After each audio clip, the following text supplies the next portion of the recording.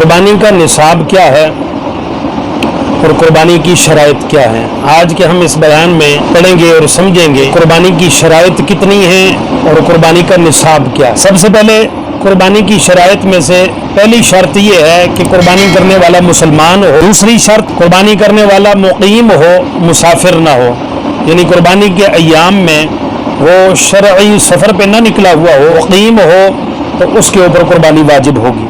Number 3 आज़ाद हो, गुलाम ना हो, उसके ऊपर भी कुर्बानी वाजिब होगी। नंबर 4 बालिग होना, नाबालिग के ऊपर भी कुर्बानी वाजिब नहीं होगी। अगरचे इस मसला के अंदर, इस शर्त के अंदर इख्तिलाफ है कि बालिग या नाबालिग के ऊपर कुर्बानी वाजिब है या नहीं। तो बाज़ उलमा फरमाते हैं कि बालिग के ऊपर कुर्बानी वाजिब है और बाज़ कहते हैं कि ये शराइत के अंदर दाखिल नहीं है, नाबालिग भी कुर्बानी अदा करे उसकी भी कुर्बानी अदा हो जाएगी। और नंबर 5 साहिब निसाब होना। ये 5 शराइत। अब देखना ये है कि निसाब क्या है। निसाब किसी के पास अगर सोना है तो 7.5 तोला होना जरूरी है, चांदी की जिन्स से है तो 52.5 तोला होना जरूरी है, रुपया पैसा है तो इन दोनों में से किसी एक की मालियत को पहुंचता हो, या 52.5 तोला चांदी या 7.5 तोला सोना, या उसके पास माले तिजारत इतना हो जो 52.5 तोला चांदी को या 7.5 तोला सोना को पहुंचता है। ये 4 चीजें निसाब हैं।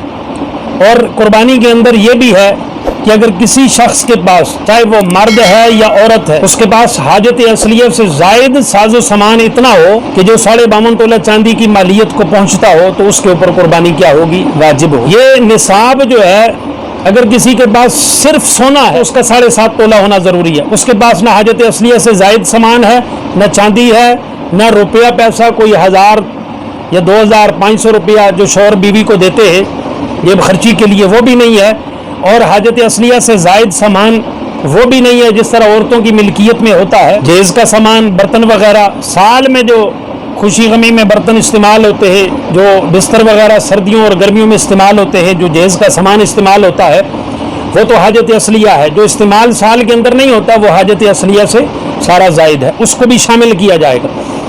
और इसी तरह किसी के पास अगर चांदी है तो उसका 52.5 तोला होना ज़रूरी है। अगर अकेली चांदी, किसी के पास 1 तोला सोना है और उसके साथ हाजत असलिया से जायद सामान, बिस्तर वगैरह या बर्तन वगैरह ऐसे हैं जो साल में इस्तेमाल नहीं होते, या जेज का सामान ऐसा है जो इस्तेमाल नहीं होता, तो अब वो हाजत असलिया से जायद हैं। अब सोने और इस हाजत असलिया से जायद सामान को मिला करके हम 52.5 तोला चांदी की मालियत को पहुँचाएँगे, तो जब पहुँचेगी तो कुर्बानी क्या होगी, औरत के ऊपर वाजिब हो। और इसी तरह अगर किसी ने कमेटी डाली है और कमेटियां अदा कर दी है, और तो उसके पास ना सोना है और ना चांदी है, ना रुपया पैसा, नकदी नहीं, कमेटी उसने डाली, वो कमेटियां अदा कर दी हैं, तो अब उनको भी शुमार किया जाएगा। और घर में जो साजो सामान हाजत असलिया से जायद है उसको भी शुमार किया जाएगा। फिर देखा जाएगा 52.5 तोला चांदी के निसाब को अगर पहुँचता है तो औरत के ऊपर कुर्बानी वाजिब होगी। तो ये वो मसाइल हैं जिनकी तरफ तवज्जुहात नहीं होती।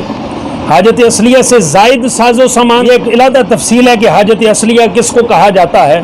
उसमें बहुत से लोग जो अपने वहम व गुमान में वो ये समझते हैं कि हमारे ऊपर कुर्बानी वाजिब नहीं है, लेकिन जब हाजत असलिया से जायद सामान की तफसील बयान हो तो फिर वो उसके ज़ुमरा में आते हैं और उनके ऊपर कुर्बानी वाजिब होती है।